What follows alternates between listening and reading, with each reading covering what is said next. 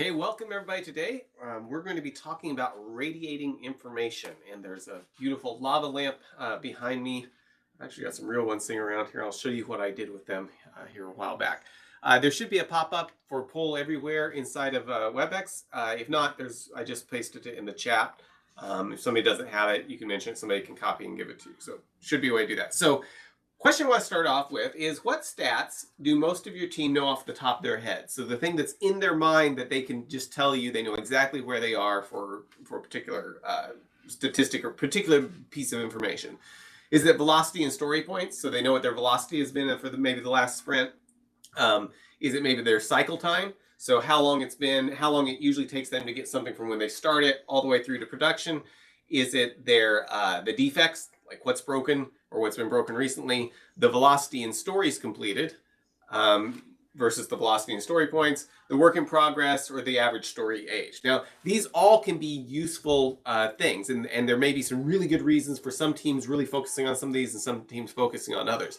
But what I want to talk about today is how to get information out to where it's something that people are really aware of, and how that drives behavior. So it looked like most teams, most people are saying the work in progress or what they're currently working on is the main thing that people know, which is obviously a very good thing, right? Because that's what they should be focusing on from day to day. Some of these other stats, though, as well, like the cycle time, is the one that I usually think is, I think cycle time is often underrepresented. And if we have a team that's really focused on how long has it taken since we last delivered something, and how is there any way to keep driving that cycle time down so we can get something into the customer's hands sooner, that's something that I think oftentimes teams don't focus on that would behoove them to get in their mind. So we're going to look at ways of getting information to people and how to make sure we're driving behavior that is good and will achieve the goals we want, rather than maybe we'll look at some examples of things that have achieved counterproductive goals. This is not that I want, just because I think this is funny pictures. I used to lead music at a church in Nowata, Oklahoma. And one of the very strange things I found in that town was on the side of the building is this. And this was, I went back there with my kids to see if it was still there, and it is still there. It's a radium water bath. So this is a different type of radiation, but I'd throw it anywhere. Anyway, you used to be able to go down and sit in a pool of toxic glowing waste, and it was considered therapeutic. I'm not sure what the end result of that was, but the sign's still there on the wall. Anyway, just a side note about radiation. The not type of radiation we're talking, we're looking for good radiation. Okay, so imagine this conversation, this SMS conversation. Henry Ford was ahead of his time, and he's talking to the people that are working with him over SMS. So he has this conversation, and somebody says, "Mr. Ford, I have a great idea for a Model T." Mr. Ford says, "Well, let's hear it." And the individual says, "I think people would like to know how fast they are driving." Mr. Ford said, "That does sound like a good idea." And so the person said, "Every week we could send them a report of their average speed." So Henry Ford's thinking about that. And the reason I want to put this out here is because I think this is a good thing to think of when we think of radiating information. Could you imagine if on your car it would give you your average speed over the last week or last month or something? How useful would that information be compared to what we have of a speedometer of here's where you are right now? So the speedometer in that dashboard is radiating information that's extremely useful to you for where you are right then, and can influence your behavior and hopefully keep you from getting a ticket, or hopefully keep you from doing something dangerous, or show that you're going way too slow to make it on time. But that's very useful feedback. This fake SMS conversation here is looking at the same information, but not doing it in a way that would be particularly useful to you as a driver of your vehicle. So coming up, probably should put this slide in the other order. What we've got coming up for today we're talking about radiating information. On the 17th, we're going to be looking at coaching Agile. And I'm going to go through and we'll set up a scenario and look at what I would do as an Agile coach starting with the team. Maybe give you some ideas of ways that your team can, things you can do internally that your team can do to improve. Maybe it'll inspire you. You're like, yeah, that's it. We really need to bring in Mark to help us with this. That's a great outcome too. Anyway, I hope this will be an interesting discussion on the 17th, just looking at what it looks like, what an Agile coaching engagement looks like, and just what Agile coaching looks like from a broader sense, because coaching is usually happening in every direction. The best teams I've seen, the teams I've seen that perform the best, coaching isn't just one person telling people how to do things, but there's lots of interaction of everybody trying to improve the system as a whole and everybody being receptive to getting information and ideas of how they can move forward. On the 24th, Nayan's going to be talking to us about testing and production. And on the 31st, Halloween, thought that'd be an appropriate time to talk about the curse of the testing pyramid. Not a lot of great holidays around disembodied hands that we're talking about in there and things like that. So anyway, curse of the testing pyramid on Halloween. So there's our Coaching Agile on the 17th. Nayan's talking to us on the 24th about testing in production. That's going to be exciting. And then followed by the curse of the testing pyramid in October. I also want to mention, if you have ideas for talks that you'd like to hear, please don't hesitate to shoot them to me. I'd love to hear feedback of things that you'd like to see explored more in depth, talks you've seen in the past that you want more focus on a particular aspect, or new things, or people that you've heard that you thought this would be a great person to bring in for Agile Lunch and Learn. Okay, so here are the 3 big points we're going to kind of move through. We've got a lot of side trails and stuff here, but number 1, feedback drives behavior. So that's one of kind of the underlying things of why we're thinking about radiating information, because the information, the feedback we're providing people will change their behavior. Sometimes for good, sometimes for bad, but that's a very good way to get different behavior or to improve behavior or to make sure that the behavior is getting us headed in the right direction, is thinking in the idea that feedback drives behavior. Now, we also want to make sure that number 2, that we want to avoid negative changes. We can give feedback that drives behavior that's very counterproductive. So we want to avoid that. So number 1, feedback drives behavior. Number 2, we want to avoid negative changes. And number 3, we want to focus on trends, because that's, if we're looking at, we want to make sure we're looking at the big picture and not doing something that drives behavior right now that's very counterproductive down the road. So that's kind of our general outline of what we're going to be looking at. And we're going to be talking about that within the context of radiating information. So how to get information to where it's very accessible in people's mind. And I'm going to show you lots of examples of things that are radiating information from different areas.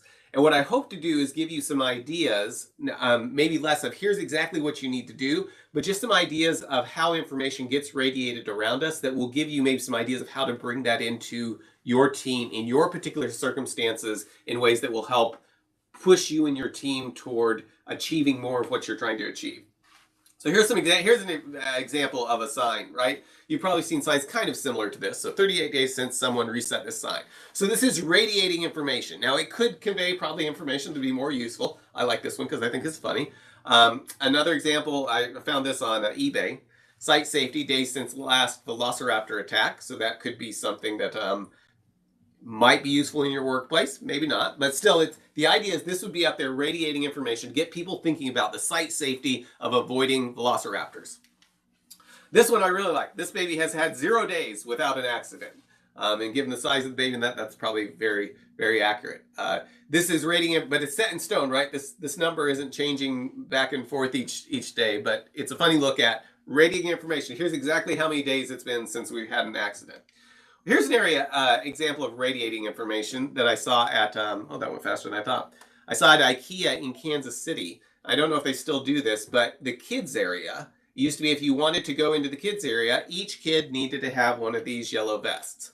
And so up on the wall are all the vests, and that's radiating the information of here's how much capacity our system has. You can go in and you can see, oh, there's yellow vests available. My kid can go into the children's area. Or there's no yellow vests available. I'm going to have to wait till one becomes available, or take my kid with me through IKEA, and hopefully not lose them somewhere. I think this is really interesting because it radiates the information in such a way that instead of it being the worker there saying, I'm sorry, we don't have room for your kids, it's up on the wall. It's very clear. It's a system of messaging. We talked about this a little, I think, in the Kanban talk, but it's a way of clearly showing exactly what the capacity of the system is. And I think that's a brilliant way of radiating this information, making it very, very clear. It's not like it's not like for some reason the kid couldn't go in without a vest, although it does make it easy for them to keep track of which kids are supposed to be in there, I suppose. If you see a kid running around with yellow vests out, going through the different little setups in IKEA, it's probably a sign they need to be somewhere else. But it's a very good way to communicate with people exactly how much capacity the system has. Okay, so talking about feedback drives behavior. In thinking about this, we need to be very careful about what we are asking people to report, and particularly for managers, because it's very easy to ask for information without necessarily thinking through the implications of how that may change people's behavior. If we're asking for things that are not going, if we're asking for information and reports that may drive negative behavior, we can dramatically undermine what we're trying to accomplish just by asking for reports of things that aren't really aligned with our goals. As a silly example, imagine this, okay? So vote on this. If management started a leaderboard showing how many cups of coffee each team drank, what do you think would happen? So management gets together and says, okay, we're going to put this leaderboard to keep track of how much coffee each team drinks. And maybe they're even trying to cut down on coffee consumption. Like, we're going to put it so everybody will see which team is actually drinking up the supply of coffee. For whatever reason, you put this information up on the wall and let the team start paying attention to it, and it will probably change their behavior, right? So the teams might try to drink more coffee. Maybe teams would decide to drink less coffee. My experience has been the competitive drive. It would be to get your name up on the board, not get it removed from the board, but maybe depends on your place. C is there, right? Which means A, teams try to drink more coffee, and due to insomnia, it would cause huge quality problems. Great software being produced, 2% of us think that. Maybe that's the case. 2% say none of the above. If you've got some other outcome that you think is very, very likely, throw it in the chat. I'm curious, there may be some other great things I need to add to this poll for next time I do it. But the point I want to make is, it probably would influence behavior. And back when I was managing a small IT department at a large nonprofit, we had maybe 10 people in the department. And it was at a very large nonprofit. It was a church in Michigan. So had pretty big, I think we had like 150 employees. So pretty decent sized organization for that. In the IT department, one of the things we wanted to do, we brought in a filter, a content filter. And one of the things that inspired that is we were teaching a class, and this was in the early 2000s, on how to search for things on the internet and looking at different search engines and trying to compare them to the staff just so they knew what was available and how they could use the internet. And I was, at the time, Hotbot was one of the search engines. So I was encouraging people to go to that, show them how it was different than AltaVista and some other search engines out there. Due to a small spelling mistake of, instead of Hotbot, somebody typed Hotboy, it made it very apparent that we needed to get some type of filter in to avoid misspellings that could cause problems. Anyway, we had this internet filter. It's a Barracuda internet filter, worked really well. And I started realizing we had these reports we could get from it. And one of the reports was just how many minutes each person spent on the internet. And I was thinking this might be kind of useful because, like, if we get people the idea of just being able to see their usage, it might help them think a little bit more about how much time are we spending on the internet. Is that actually productive work, or am I getting distracted by things? So I started pulling the report and putting it up just for people in my department and saying, hey, look, here's a list of how much time you spend on the internet. It's not good or bad, but it might give you an idea of, hey, maybe we shouldn't, if you feel like you're spending more time doing stuff than what's useful for your department, it may be very, very good stuff, but maybe this would be useful information, useful feedback to you. And so I put it up on the wall in our department, and I started listening to what people were saying. And I heard one person say, hey, I beat you this week. Look, I had more usage than you. And I realized that the gamification that was going to happen from this was entirely in the wrong direction of what I was expecting people to do. So we stopped pulling that report. It didn't seem like it would be something useful based on the behavior we are actually seeing from people. And the point is, if you start measuring something and start asking for reports on things, you better make sure that it's going to drive the type of behavior you want. Because you may think it's going to drive behavior in one way, and it may do the exact opposite. So we've got to be very, very careful to make sure that we're asking for information that's actually that's going to drive things that are good for our business. It's very easy to find things that will drive things in the exact opposite direction. Yes, the Cobra effect, and we will talk about that. Here's an example of radiating information. This is a house, and the way the house works is if it's generating more power than it's consuming, the lights are green. If it's using more power, like pulling things off the grid, the lights underneath it are red. And so it's kind of this big way of visualizing exactly what's happening within the house. Now, the thing that I think is interesting about this is I don't know that it shows, hopefully there's some way that shows people inside what it's doing, because otherwise the people that most need to know the information are the ones that can least see it, right? The ones that are inside the house are the ones that actually have the most control over it. And I think the main idea was this was a marketing tool to show people, hey, our house is very efficient. Look how often it's green. But it's interesting to think about how that drives the behavior of the people in the house. If they know everyone outside can see if it's green or red, they might be more likely to turn off the lights more often. Or in this case, it looks like they've always got the lights on. But it may influence their behavior. Here's an example from an auto manufacturer of a way of radiating information. They started just when they had a diagram of the car because they're having quality problems. And as the cars came off the assembly line and they did the final inspection, they just started putting an X wherever there was an issue with the car. And by doing that, they had this up on the wall or on a clipboard, somewhere that it was easy to see, and it made it really easy to kind of get an idea of where the big problems were. And so after they had, 100 cars come off the lot, come off the line, they were able to look at this and say, okay, we can see where our major problem is. Let's see what we can do to improve this area. We've got some random things that are going to go wrong, and that's just expected, but we seem to be having a lot of information. Our information shows us that a lot of things are happening in this one area. Maybe the machine there isn't calibrated right. Maybe the person doing it hasn't been fully trained. Maybe they're new and they're putting things in a way that's causing a problem. They just don't know, and we just need to help them with that. But what this did is having this at the end where everybody could see it, it made it very, very clear exactly where they could get the most return on investment for trying to make improvements to quality.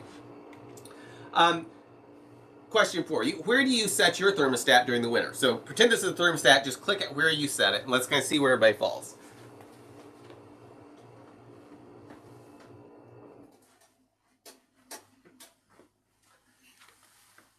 So where do you set?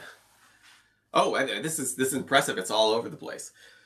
I'm curious if we ask this like in about 3 months when it starts getting colder, if people would be at 100 degrees. Wow, that's that's impressive. So I used to, when we moved into this house, it had an old furnace and old air conditioner, and it wasn't very good at pushing the air throughout the house. So my office was very, very cold. So I had those gloves on with, so down here where my office is, I had those gloves with the fingers cut out of it that I'd use. And the team I was working with, that we were on video conference all day, they started making fun of me, and they would go out and get the gloves with the fingers cut out. I'm like, oh, look, I'm Mark. Anyway. Okay, so it's kind of all over the place where we are. Now, I want you to imagine, what if your thermostat actually looked like this? Okay, so we got one thermostat over there that just shows the temperature. This is what my thermostat looks like. It just shows the temperature, and you set it based on how cold you are. But imagine if you had a thermostat that lets you set not just here's the temperature, but you were actually setting here's the cost I'm willing to pay for this month. And I bet a lot of us would be willing to take, it would drive us to use cooler temperatures or be more efficient if we were actually saw exactly, if our thermostat actually radiated the information of exactly how much this is costing you. And this isn't something that's out of the realm of possible, but that's not usually, our thermostats are usually just set to here's the temperature. Sell that thermostat now and you'll make a mint. And my thermostat actually does show me, I can go in and kind of see what my energy usage has been, but it's not radiating that information to me of here's what the decision you've made today is. You're going 70 degrees, that's going to cost you $200. If you go down to 68, you're going to save yourself $12 in the next month. 55 did I? So yes, I am using Fahrenheit here. These would be very different temperatures if we were in Celsius. But I think this is a good illustration, though, of things that we have around us today. We have information, $12 not worth it. And that's very valid, right? The $12 may not be worth it here. But maybe you reach some point that it actually is worth it. Or maybe your house is bigger and it drives different behavior. It may be worth it to you, it may not. Anyway, the point, though, is that if we have information that's being radiated to us at the point that we're making decisions, the point where we're deciding this, we can probably make better decisions. Here's an example from kind of during the height of COVID, where we were looking at different, radiating information. This dashboard, I thought was very interesting how they were pulling all this information together. And we'll look at some other examples of that in a minute. Back when I was working on my master's thesis, I had this set up in my house. I had these 2 lava lamps, and if my build was working for the software I was writing, if the build was working, the green light was on. If I broke something or the test failed or anything like that, the red light would come on. And I've used this with different teams as well. As a matter of fact, I was working with one, the first software engineering job I had, the owner had also studied, like me, had studied music, and so he hadn't ever gotten a lot of hadn't ever done any software engineering. So he was saying, Mark, it's just so frustrating to talk to these software engineers because I come in and ask them how things are going, and they're like, they start talking about Java beans and different things like that. And I leave the conversation knowing less than I did going into it. So I set this up, tied it into the continuous integration, and he could come in and see, hey, we've got a green lava lamp. That's great. I know that the tests are passing and everything's going well. If it turned red, it wasn't a cause for concern. It would sometimes turn red while they were working on stuff. But if he saw it stayed red for a few days, he knew that that was a sign that something wasn't doing what it was supposed to, and maybe he should dig into it. Now, it was a little bit of a silly thing, but it gave him a little bit of a confidence of just radiating information. Here's how everything's going. Our tests are all passing, and everything's good. And he found it to be useful. And within my house, just giving the information for me, I remember my daughter, who is, how old was she? She would have been about 2 or 3. She was watching this, and if it turned red, she'd ask me and say, hey, this, you said it shouldn't be red. Why isn't it? And I'd have a peer pressure for my kids to try to push it back to getting everything working again. Here's another example of radiating information. This is a dashboard I had. It was called the Energy Detective. I don't know if they're still around.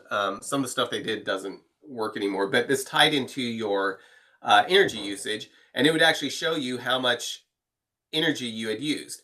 And if you look over there, right, there's the light that's being selected where you're saying how many kilowatts do I use, but this actually lets you hit the dollars, and you could see how many dollars per hour am I using right now, and then projected in different. Anyway, it's very interesting information to see, and if you get this somewhere, maybe if this was right next to your thermostat, it would drive behavior.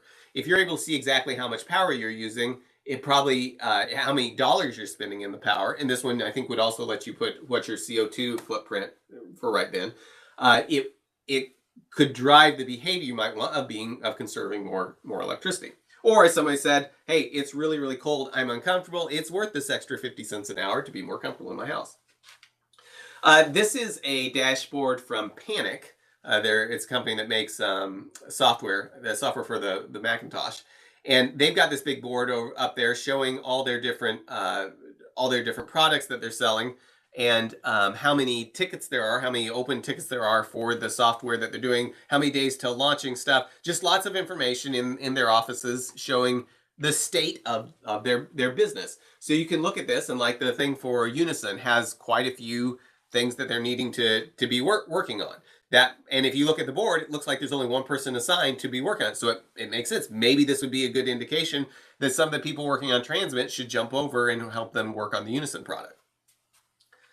Another piece of radiating information. So I saw this in a library in Kansas City in the kids area, and it was an iPad mounted to the wall that runs this program. And as you run the program, or as it runs there, as there's noise there, it will get over, and this happy face gets progressively sadder as you get more and more noise over to the red. And then if it's down lower, it will get you quiet. So it's a way of radiating the information about what's the noise level. The kids are it's telling a child, hey, you're being too loud, might make them a little bit quieter. Maybe they'll be quieter. But looking up on the wall and seeing, hey, look, you're being loud, the meter's going to, and look, he's getting sad. Unless the kid just really wants to see the sad face, then you might get the opposite effect. But this was a way of radiating information to help influence the behavior in the in that environment in the library. Okay. I was going to do some questions on this. I don't think I have that, so ignore that. We'll do questions on somewhere else in a little bit. Okay.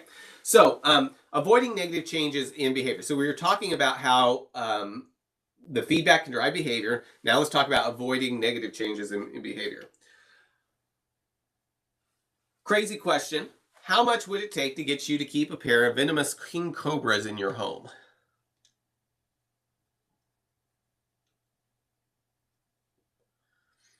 Okay, so a lot of us don't, and this may have to do with your familiarity with snakes. If you're really familiar with snakes, it might not be a problem. 10,000 per month, 1,000 per month. Does anyone have any poisonous? No one has any venomous snakes. Okay, so 80% of us are like, no, we're not going to take the snakes no matter how much you pay me. We do have some that are diamondbacks, maybe, but not king cobras. Okay. Okay, so a range of different. Some of us would be okay with it if you're willing to pay enough. And for $10,000, you could probably get enough containment to maybe feel safe with it. maybe. Still, these are king cobras. I don't know. Not really my thing, but if you're somebody that likes snakes, maybe if they're already dead, yes. I guess the question, do you have to feed them? Can you kill the snakes? But okay, so most of us are kind of on the, it doesn't matter, no snakes. So back during when Britain and the UK was colonizing the world, so England is kind of unique. Like Ireland was known for not having any snakes. In fact, they thought that Ireland just killed snakes. Like snakes just couldn't survive there. I think in Bede he actually talks about how people would take the wood from Ireland and boil it down, and it was considered an antidote to snake bites. Who said have care from them? So you would take stuff from Ireland because there weren't snakes there, and England had in the rest of England they had very few snakes. As a matter of fact, I think there's only 3 snakes native to there, and only one of them is venomous, and it's not particularly venomous, and they're pretty rare from what I understand. So all these people from Britain get to India, and all of a sudden snakes, there's lots of snakes. And the British people are not used to dealing with snakes like the people in India are used to dealing with snakes. And just to give you a visualization of how different the approach to snakes are, and the reason I asked about the cobra, this is somebody in India dealing with snakes. Okay? So he's gotten word that there's a snake in this motorcycle or whatever. So watch how he handles this. So this guy probably would be very willing to keep a king cobra in his home. So he's like, hey, pay attention to me, over here, over here. Get the snake's attention. It's not, he's wiping his hands.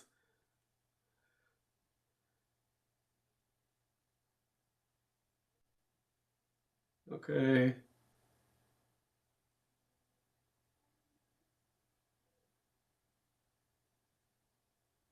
Okay, he's got the snake, pull snake out. Now, I'm not sure exactly what he's going to do with it, but watch where he heads. He doesn't head out to a field to get rid of it or something like that. He's headed into this building with it. So I don't know what you do with king. Maybe he's got a place to keep him. Anyway, the point is, the people in India are very accustomed, know how to deal with snakes. They were not terrified of snakes the way that people from Britain were scared of them. So England gets there, they're like, okay, we're going to start a bounty program to get rid of the snakes. So you bring us dead cobras and we'll give you money. Well, that worked okay. They started getting lots of snakes in, but then some of the people in India who are, keep in mind, are not particularly scared of these snakes. It's not that big a deal to them. We're like, catching these snakes is a little bit of a problem, and I bet we could get a lot more snakes if we actually started a snake farm. So they started just raising cobras. They'd raise all these cobras and then just sell them to the people from England, because for some reason they wanted dead snakes, so they were providing snakes. It was great business for them. Until finally the British government realized what was going on. Like, okay, well, we can't have that. We're paying and we're not reducing the snake population. We're going to go ahead and just, cancel the bounty program. So they canceled the bounty program. And now all these people that are raising these snakes have all these snakes. And they're like, oh, well, I guess we just let them go. So they let all the snakes go. In the end, I think there were more cobras in India than there were before, because they now had raised a bunch and turned them loose. So my point with this is, if you're not careful, you can inspire behavior that's completely counterproductive to what you're doing, because and some of it comes down to understanding the mindset of people. If you don't really understand the mindset of people, you may inspire behavior that's the exact opposite of what you want. The similar thing in Vietnam in 1902, they were giving a bounty for rat's tails. So you kill a rat, you bring in the tail, you get money.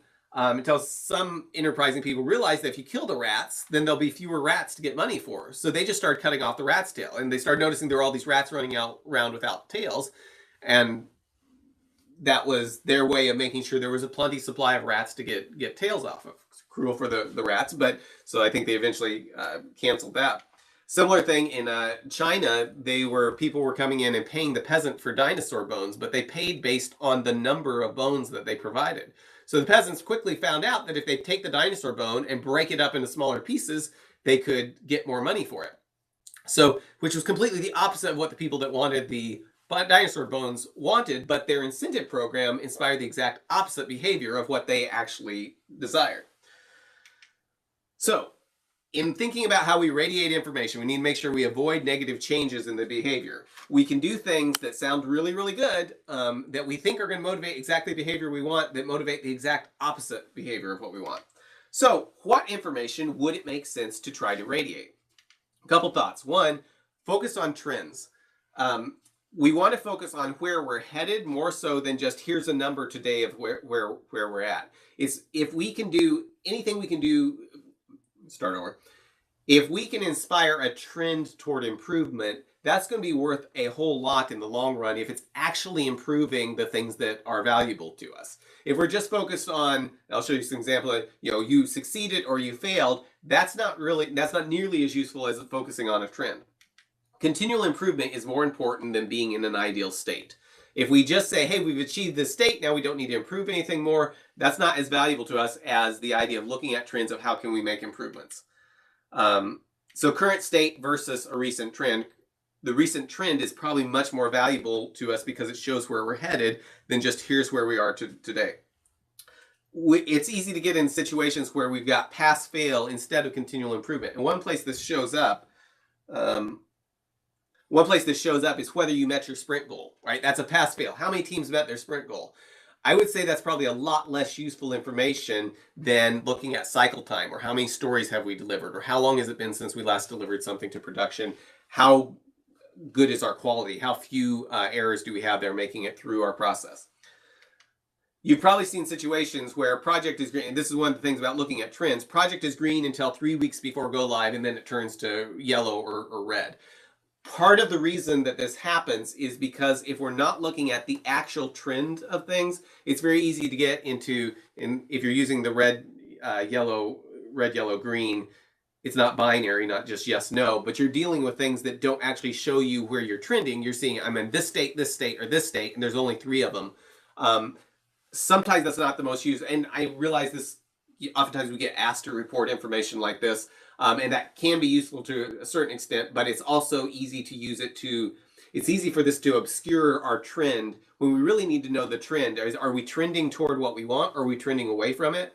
A lot of stuff can fall under green or maybe yellow when the trend is really, really showing us that we need to be making changes. Trends are slightly harder to game than situations where we're just saying reporting numbers out for our current state right now. Trends also tend to focus more on the actual goal. Here's some examples from during COVID where over here on the right, we've got the daily cases, and see how the daily cases go up in this number of daily cases. This was, I can't remember which year, I think this was whatever the first year we started doing this.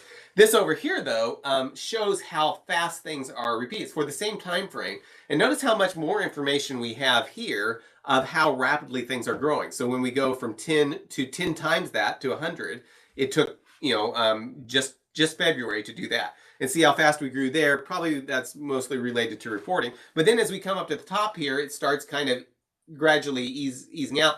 And my point of this is, these are the exact same numbers, but one of these shows our growth rate and the other just shows the absolute value. Both of them together are very good information, but they do give you a different idea of the trends of this one shows you more how rapidly things are doubling. This one just over here gives you just the absolute numbers, which may or may not be as useful depending on what situation you're in. So here's a bigger example of this. So and in thinking just in terms of reporting information that's useful, this is the number of daily cases. Okay, so it started out, March, we went up, and then we kind of came down, and then a bunch more. But probably something that's even more important to us at the time was the number of deaths. And here's the number of deaths. Now, the scale isn't the same, but it does show you, this shows you the trend of the number of deaths. And obviously, looking at this, the takeaway would be that we needed to have 5-day work week and 5-day weekend and 2-day work week because people just didn't die evidently on the weekends. So it always dropped there. So we could have driven the number of deaths down by having longer weekends. I'm joking. I think that's just how the reporting information came through. But if we put these things on top of each other, it's interesting to see that some of the things that we saw when we were looking at the total number of COVID cases are not necessarily reflected the same in the number of deaths. So we had, early on, we had a run up in the number of COVID cases and a run up in the number of deaths that were happening. And over here, we've got a huge run up in the number of COVID cases that were happening, but the deaths have gone down significantly. And this is probably because we figured out better ways of treating it. It's also probably because we were doing more testing over here. And so we had more people being tested and being more careful, which was keeping the deaths down. And my point of all this, though, is just that some of these numbers would kind of make us think the opposite thing if we're not looking at all the numbers all together. So back on the software side of things, imagine a company dashboard that looks like this. We say 15 teams met their sprint goal, 2 teams failed their sprint goal. So obviously these teams are making us successful, and these teams you better shake up if you want to stick around. So what do you think will happen next sprint? If you've got a board, and I've been in places where, while this may not have been up on a board, this information was being communicated in the lunchrooms and back and forth, and everybody was talking about this stuff. So it was being radiated even if it wasn't put up on the wall. But what do you think will happen next sprint? If that type of information is being focused on, people will transfer to the winning teams, okay? So next sprint, do you think more teams will miss their sprint goal? More teams will make their sprint goal? All teams will set lower goals and make them, or all teams will set higher goals and miss them? So my experience has been is B and C, right? More teams will make their sprint goals because they will set their sprint goals a lot lower, because striving for something that's a little bit out of their reach is being, in the way the information is being radiated, is actually being is getting negative feedback. I want to use the word punished, and that might be a little bit too strong, but the fact is, though, if you are striving for something a little bit out of your range and working really hard to do it and you don't achieve it, that is being seen, we're pushing people away from trying to do that. And I would question, there's some issues just with sprint goals overall, whether those are really good ways to be measuring and radiating information. If they're useful for teams, I think that's great, but actually trying to look at comparing teams with those, you may be inspiring behavior that you don't want. So yes, it looks like 86% of us, and then the 14%, most of us are like, teams will probably make their sprint goals, but maybe not for the right reason. Here's another way I've seen of radiating information that I think is maybe a little bit more useful. So this is a type of Kanban board. So we've got different projects represented by stories. And the idea is we want to say, how much have we spent on the budget for this, of what we thought we were going to spend on it, and how much work do we think is complete? What percentage of features do we have deployed and being used in production would be the ideal thing. And you can kind of see, okay, this one's well under budget. This one up there is way over budget and isn't making much progress. This probably conveys a lot more useful information about where we are, and even more importantly, it conveys the information, hopefully, when there's still time to do something about it. Like that red card up there that's used a bunch of budget and hasn't completed much, it didn't start up there, right? It started down here somewhere and kept moving up. And hopefully we were able to see the trend before it actually got so out of hand that the project gets canceled or whatever. Here is one of the most, and lots of numbers, but here is one of the most useful ways I've seen for radiating information. What this does is, so we've got the week. So every week we're going to update this piece of information.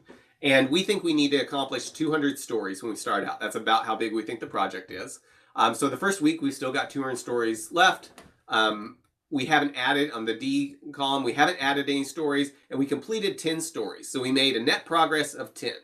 So based on over here, we're saying we think we'll complete between 1 and 3 stories per week. So that's our estimate. So we take all that and we run the numbers. And if anybody wants this, I think I've got this spreadsheet. I can send it to you if you want. The formulas are pretty simple, but if it's helpful, I'm happy to pass it on. So we are going to make our forecast based on the idea of 200 stories between 1 and 3 weeks. It's going to be somewhere between November of 2021 and November 2024. It's a huge range, right?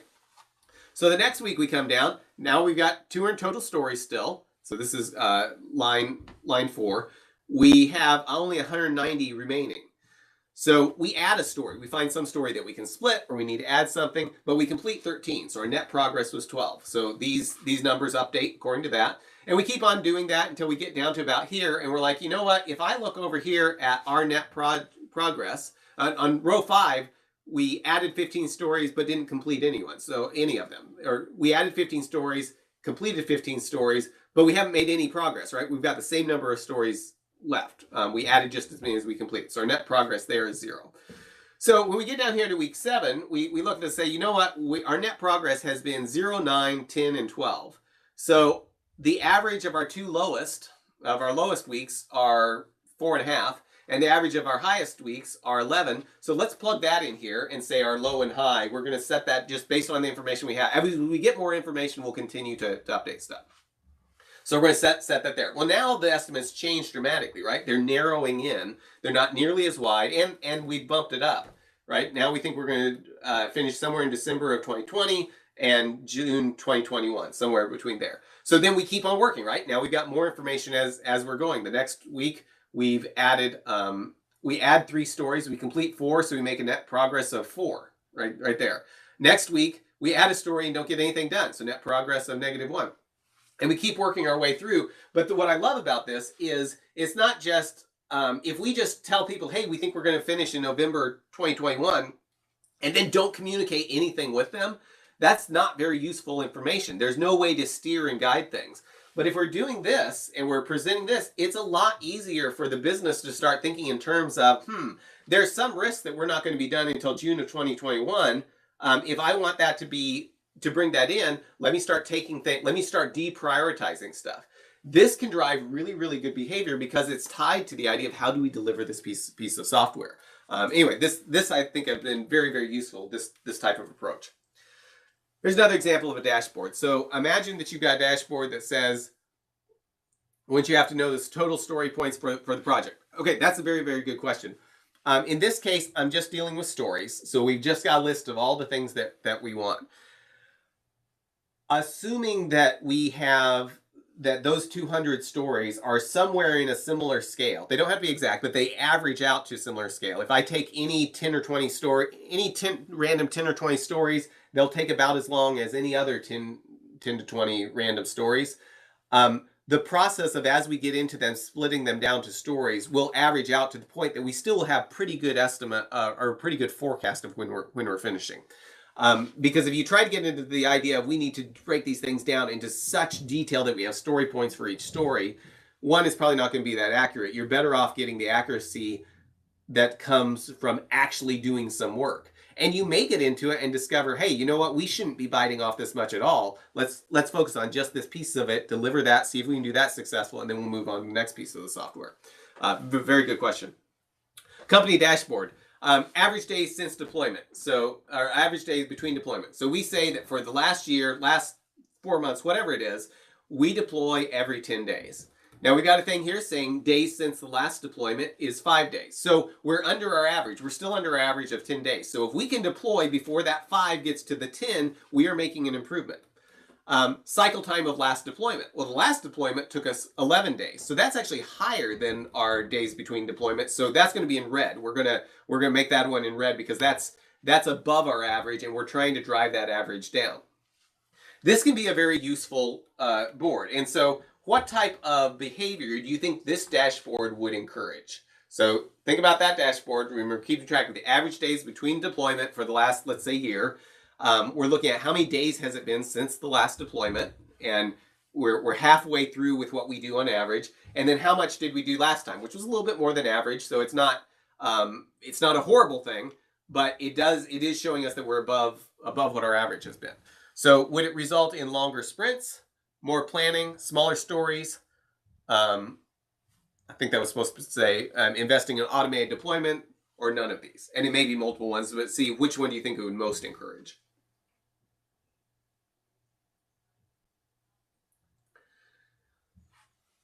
So longer sprints seems kind of unlikely, right? Because we're taking the idea of sprints out of it. If sprints help you deliver the work, that's great, but achieving a sprint does not deliver. The fact that your sprint is 2 weeks, 4 weeks, or 1 week does not mean you're delivering some type of business value.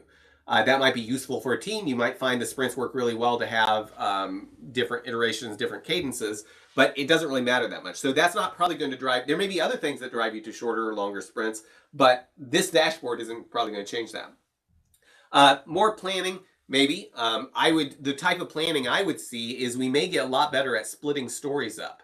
So I would suggest maybe even less time being spent planning, but more time being spent on how do we split things off to get things smaller, which comes to the next thing here of having smaller stories. Every sprint would take 10 days, so it doesn't drive down average. Well, keep in mind, we're not necessarily measuring the sprint. We're saying just how many days was it. Smaller stories is what I would expect to come out of it. I'd also expect people to be much more willing to invest in automation. If we're calling out and really making it easy to see how long has it been since we last deployed, and I'm trying to drive that number down, I'm probably going to be much more willing to spend half a day trying to automate part of my pipeline to get it through. If I keep discovering I have to spend an extra day to deploy stuff, and I can automate that to where it takes 15 minutes, it's going to be really easy for me to make that justification to work with the rest of my team, work with the business and say, hey, we want to automate this one piece right here is taking us 2 hours. We'd like to spend 2 or 3 hours or maybe 4 hours in automating just that piece of it so that can happen in 10 minutes. And that makes perfect sense if we're being driven by a dashboard that looks something like this. A couple other dashboards. Here's a dashboard that's showing cycle time, 10 days or less. This is showing more cumulative.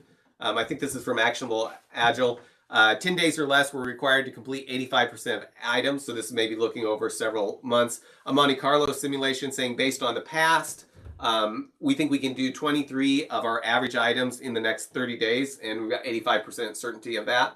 And other information showing up here. So this can be, I'm not going to go into in detail. This is something worth looking up. Actionable Agile has a lot of stats like this that can be useful. Here's a very important thing, though. This is a cumulative flow diagram. And if you look here, the way that this is working is we've got the done color right here. So all the stuff in blue are things that we've delivered. You know, this has gone through to production. The green over here, way over here, are things that are deployed to production. They haven't been given the stamp of approval yet, but we've gotten them to production.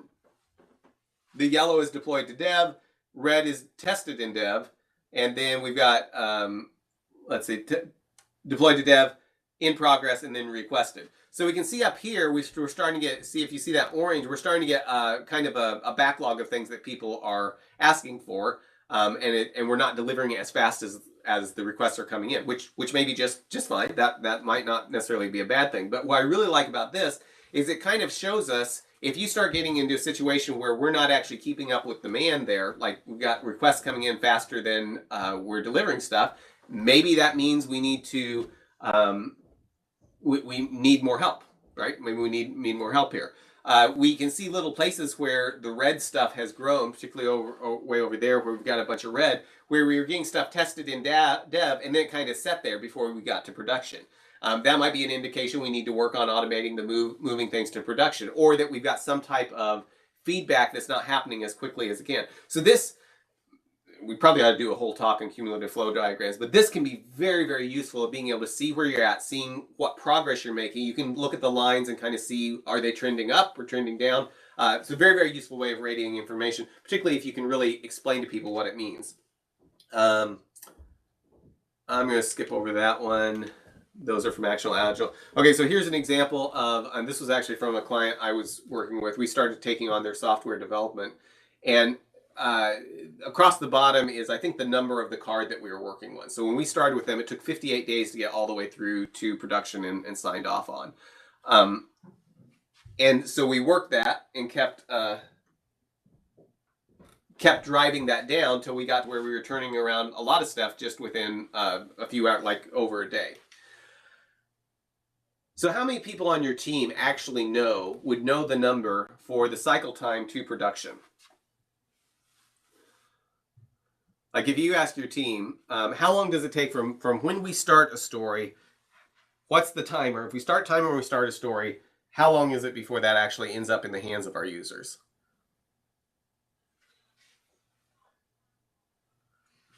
So, and this is cool. We got a lot of people who are doing that. I think if I had have asked this 3 years ago, there would be a lot fewer people that said almost everyone. But a lot of us are still in the category down here where a lot of people don't know, right? And that might be an indication, if that's really important, that might be an indication that we're focused on, that we could get a lot out of radiating that information. I know Hims and Osby as your team. So I know that Jira has a thing, and it may be on by default now, but it used to show a number of dots showing how long that story was in that particular column. Just turning that on, I know in the teams I've worked with, has had a huge difference, because just when they're in their daily stand-up, they're like, you know what, there's a lot more dots on that than there have been. It looks like it's stuck. What can we do to get this done, get it to production? And it just gives that visual radiating information of, Is there a way to go ahead and improve this? And that's great. People are using that all the time. Okay, so there's, I mentioned that one.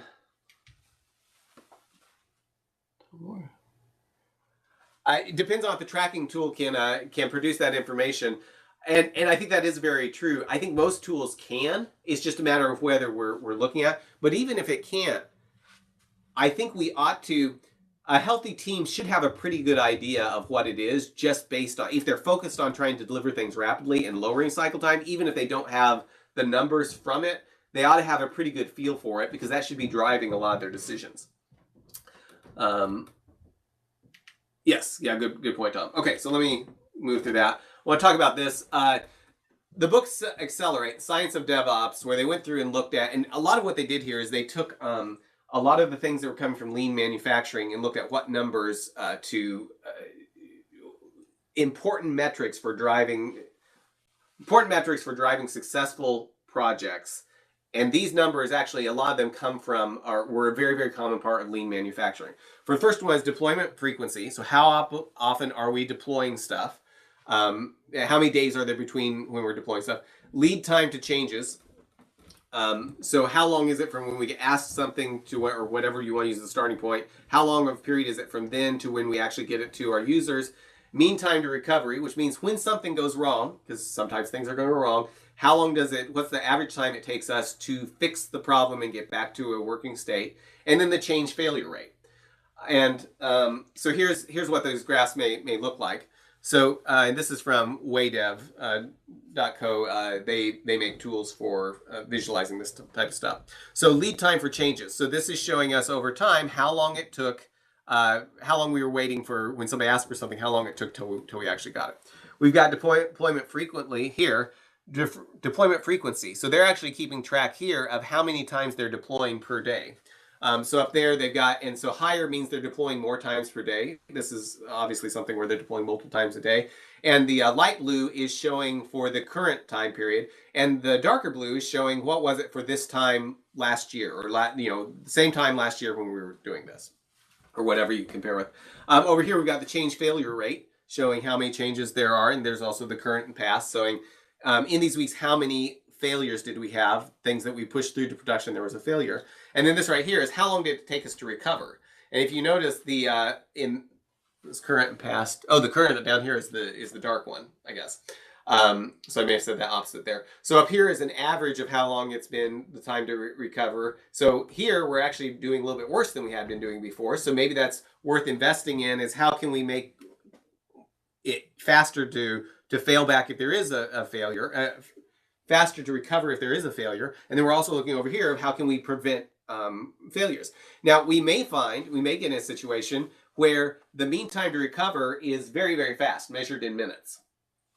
If that's the case, then we may not be as worried about the failure rate. Matter of fact, we might even do something crazy like set it up to where we deploy to some of our servers, and if there's any failure, they just roll back and no one knows any different.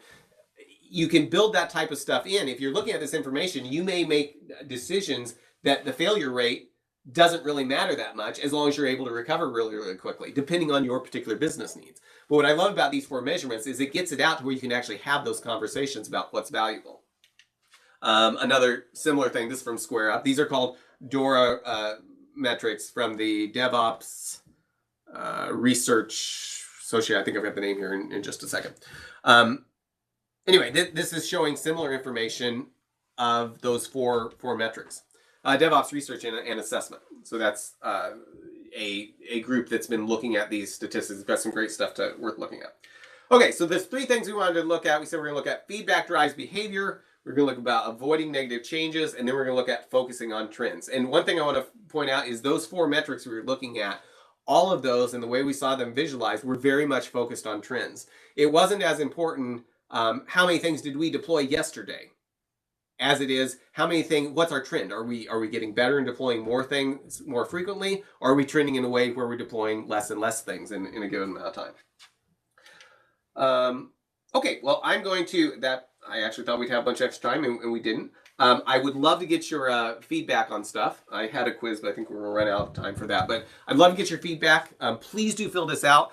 I made changes to this based on the feedback I had from last time. Whenever I get ready to give a talk again, I go through and look at these results and see, okay, how can I tweak this based on the feedback that I got. So it's very, very helpful. Really, really appreciate if you take the time to fill that out. And I will stick around for a few minutes. Please do fill it out, but I'll stick around. Does anyone have any questions, thoughts, things that other people might find useful? What do you think?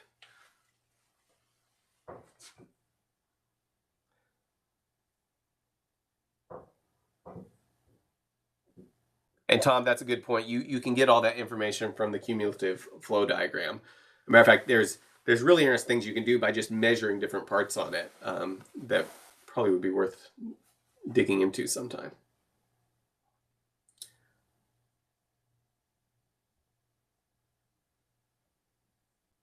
Any thoughts, questions, concerns, aggravations? Cool. Okay, that's a good idea. Thanks, Shelley.